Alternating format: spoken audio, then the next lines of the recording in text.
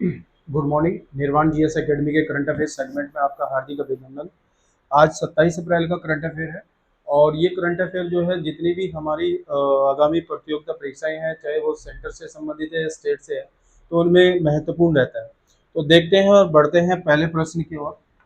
पहला बना प्रश्न है, हाल ही में प्रस्तावित G20 उपग्रह चर्चा में रहा। यह उपग्रह मुख्यतः निम्नलिखित किस उद्देश्य के लिए प्रस्तावित है? तो जो G20 उपग्रह है, ये पहला है जलवायु प्रदूषण और मौसम निगरानी हेतु पृथ्वी अवलोकन है, सैन्य निगरानी और रक्षा संचालन है, गहन अंतरिक्ष अन्वेषण और अंतर्ग्रही मिशन है, या वैश्विक परिवहन के लिए नेविगेशन और जीपीएस सेवाएं हैं। तो ये बेसिकली क्या है, ये जलवायु या प्रदूषण या मौसम निगरानी हेतु पृथ्वी का अवलोकन करना है और वर्ष 2027 तक जो है इसके लॉन्च होने की उम्मीद है। ठीक है, अपने आप में ये जो है एक बड़ी उपलब्धि होगी। ठीक है, क्योंकि इसके माध्यम से जो भी अभी संसार में या विश्व में जो है जलवायु या प्रदूषण या जो मौसम की डिफरेंट टाइप की जो कंडीशंस फेस कर रहे हैं, उस पर जो है एक अच्छा अवलोकन करने का माध्यम जो है प्राप्त होगा। ठीक है, तो ये अपने आप में काफी महत्वपूर्ण। नेक्स्ट है, हाल ही में चर्चा रहा सुपर एल नीनो के संदर्भ में कौन सा कथन है या विचार कीजिए। फर्स्ट है, एल नीनो की स्थिति में उष्ण कटिबंधीय प्रशांत महासागर के मध्य एवं पूर्वी भाग में सतह जल का तापमान बढ़ जाता है।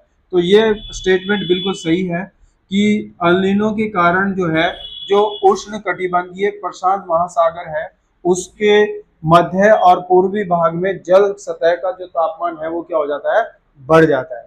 दूसरा है, ये पहला सही है, जब नीनो 3.54 क्षेत्र में समुद्री सतह तापमान की विषमता दीर्घकालिक औसत से 2 डिग्री सेंटीग्रेड अधिक हो जाती है, तो इसे हम क्या कहते हैं, सुपर एल नीनो कहते हैं। मतलब एल नीनो तो ये होगा कि एक बेसिकली ये एल नीनो जो है दक्षिण अमेरिकी देश पेरू के साइड में जो है उत्पन्न होती है और वहां से इसका प्रभाव जो है पूरे विश्व पर जो है पड़ता है, खासकर भारत के क्लाइमेट पर भी इसका दीर्घकालिक प्रभाव रहता है। तो इसमें जो सुपरनेवा है, सुपरनेवा यही है कि जब तापमान एवरेज से जो है 3.4 या उससे दुगना जो है बढ़ जाता है, तो उसको हम क्या कहते हैं, सुपर एल नीनो कहते हैं। अच्छा, तीसरा पॉइंट है, तो ये सही है बिल्कुल। तीसरा है, एल नीनो सामान्य व्यापारिक पवनों को सुदृढ़ करता है जिससे दक्षिण अमेरिका के निकट ठंडे जल का अवलेविंग यानी ऊपर उठना बढ़ जाता है। देखिएगा, अगर हम एल नीनो की सामान्य व्यापारिक पवनों की सुदृढ़ नहीं करता है, ये कमजोर करता है उसको। ठीक है, तो इस वजह से जो ठंडे जल का अवलेविंग है यानी ऊपर उठता है, ठंडा जल नहीं उठता है, बेसिकली वो गर्म जल उठता है, तो इस वजह से ये स्टेटमेंट क्या हो गया, रॉन्ग हो गया। तो ऑप्शन में फर्स्ट और टू सही है, तो आंसर क्या हो जाएगा, ए। नेक्स्ट देखते हैं, हाल ही में केंद्रीय मंत्रिमंडल ने प्रधानमंत्री ग्राम सड़क योजना थर्ड, ठीक है, अगर हम प्रधानमंत्री ग्राम सड़क योजना को जारी रखने की स्वीकृति दी गई।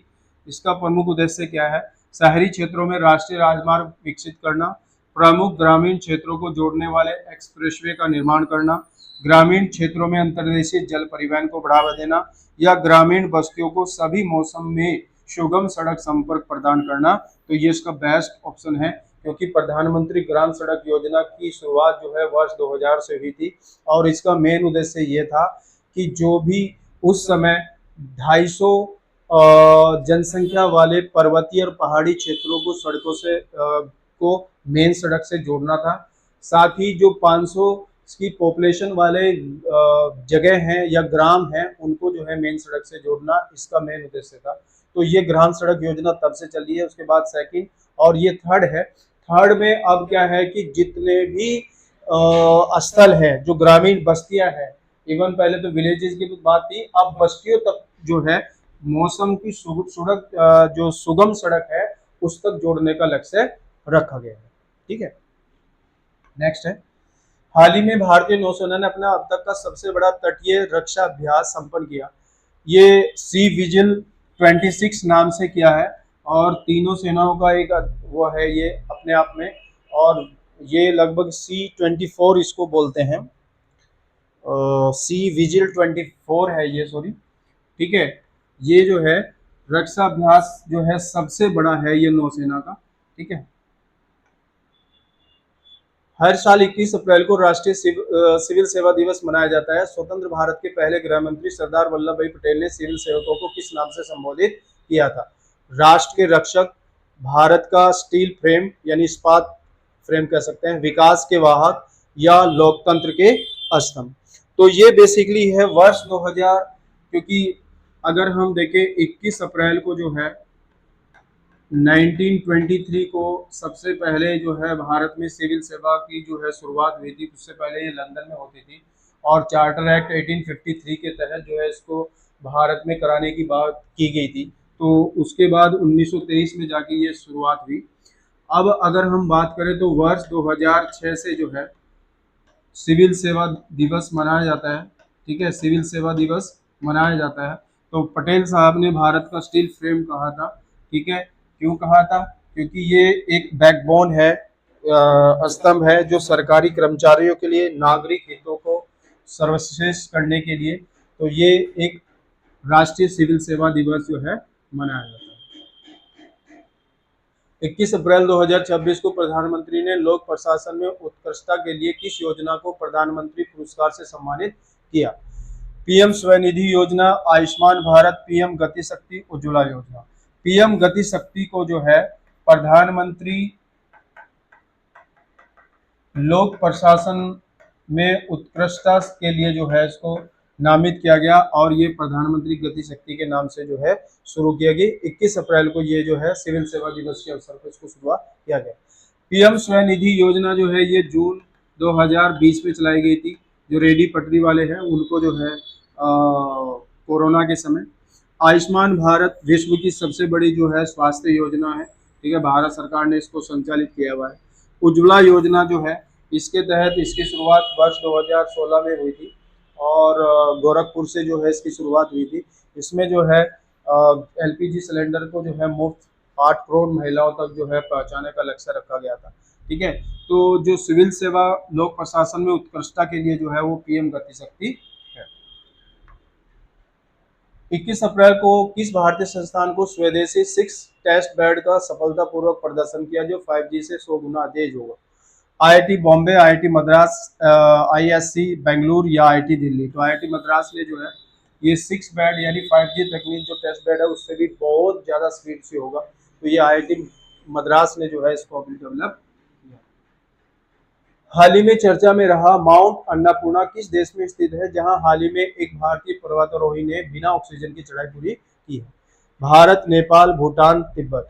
तो ये माउंट अन्नपूर्णा जो है नेपाल में है और लद्दाख के हैं, लद्दाख के रिगजिंग हैं, उन्होंने जो है ये बिना ऑक्सीजन के जो है पार की है यानी चढ़ाई पूरी की है बिना ऑक्सीजन के, ठीक है। और अगर महिलाओं में करें तो बलजीत कौर है, बलजीत कौर है, ठीक है। उन्होंने जो है वो हिमाचल की है।